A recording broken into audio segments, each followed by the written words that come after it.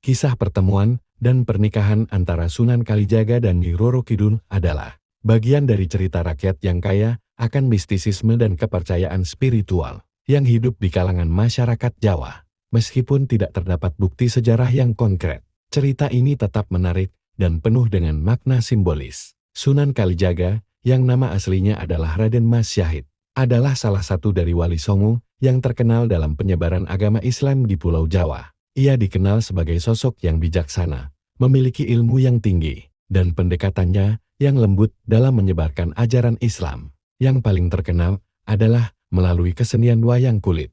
Nyi Roro Kidul, di sisi lain, adalah Ratu Pantai Selatan, sosok legendaris dalam mitologi Jawa. Ia dianggap sebagai penguasa lautan dan memiliki kekuatan magis yang luar biasa. Banyak cerita yang menggambarkan Nyi Roro Kidul sebagai sosok yang cantik dan anggun, tetapi juga misterius dan ditakuti. Kisah pernikahan bermula adanya perang saudara antara Prabu Siliwangi yang terkenal sakti mandraguna dengan pasukan kerajaan Cirebon. Dalam peperangan itu, banyak utusan kerajaan Cirebon yang tak bisa menandingi kekuatan Prabu Siliwangi. Baik itu Pangeran Arya Kemuning, Dewi Nyimas Gandasari, hingga Nyimas Roro Kencono Wungu. Alhasil, Sunan Kalijaga diutus untuk melawan sang penguasa Pajajaran tersebut. Hanya saja, kembali ditaklukkan oleh Prabu Siliwangi. Sebagai murid, Sunan Kalijaga pun meminta saran kepada Sunan Gunung Jati. Sang guru kemudian mendapatkan petunjuk untuk menggunakan tombak Karareksa, sebuah tombak sakti milik Nyi Roro Kidul atau Dewi Nawang Wulan. Dewi Nawang Wulan sendiri merupakan anak dari Prabu Siliwangi sendiri dari istri keduanya, Ratu Palaga Inggris. Lalu, Sunan Kalijaga diutus untuk meminjam senjata tersebut kepada penguasa pantai selatan itu. Konon hanya dengan pusaka tersebutlah Sunan Kalijaga dapat mengalahkan Prabu Siliwangi. Singkat cerita, Sunan Kalijaga bertemu Nyi Roro Kidul. Bukannya memberikan senjata, sang penguasa lautan tersebut meminta untuk dipertemukan dengan Raja Cirebon. Ternyata, usut punya usut.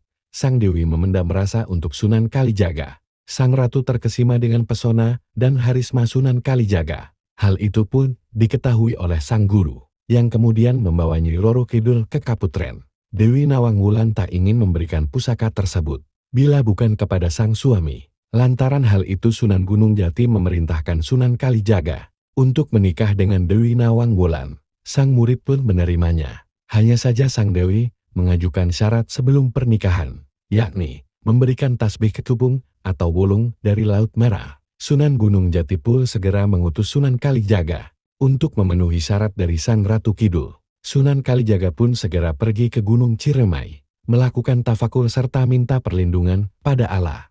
Tak berselang lama, Sunan Kalijaga mendapat sebuah isyarat yang tidak diketahui pasti dari mana datangnya, yang menyampaikan bahwa akan tiba seorang yang menuntun untuk menemukan tasbih wulung atau kecubung. Tak berselang lama memang benar, dan akhirnya Sunan Kalijaga berhasil membawa syarat bagi sang ratu. Setelah ditemukannya tasbih tersebut, barulah kembali dan melangsungkan pernikahan. Sesaat setelahnya, pusaka yang diinginkan pun telah diberikan. Akhirnya Sunan Kalijaga turun ke medan pertempuran dengan menggunakan pusaka milik sang Ratu Kidul, sekaligus anak dari Prabu Siliwangi. Setelah cukup lama mengadu ilmu kebatinan dengan pusaka milik anaknya sendiri, Prabu Siliwangi akhirnya mengakui kekalahan, dan kekalahan tersebut mengantarkannya untuk memeluk agama Islam. Cerita ini memiliki banyak makna simbolis yang mendalam.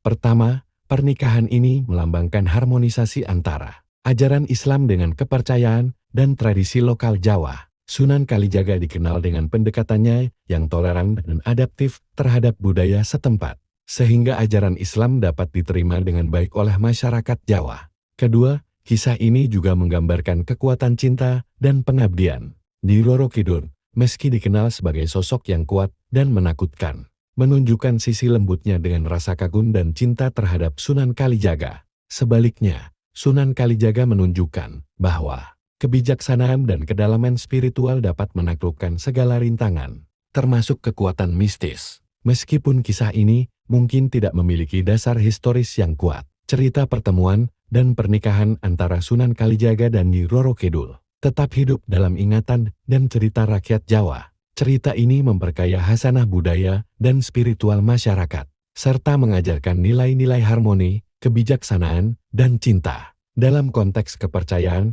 dan tradisi lokal, benar atau tidaknya kisah ini, masih banyak yang bisa diambil sebagai pembelajaran. Wallahualam bisawab.